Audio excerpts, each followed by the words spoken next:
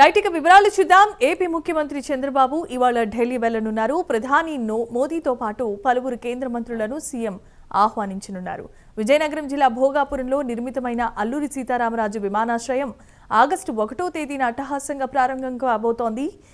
ఈ నేపథ్యంలో ప్రధానమంత్రి చేతుల మీదుగా దీన్ని ప్రారంభించనున్నారు. ఈ నేపథ్యంలో ముఖ్యమంత్రి చంద్రబాబు ఢిల్లీ వెళ్లి ప్రధానిని ఆహ్వానించబోతున్నారు.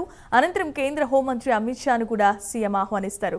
అదేవిధంగా మంత్రులైన పీయూష్ గోయల్, మనోహర్ లాల్ ఖట్టార్, సిఆర్ పాటిల్ను కూడా ముఖ్యమంత్రి చంద్రబాబు కలిసే అవకాశం కనిపిస్తోంది.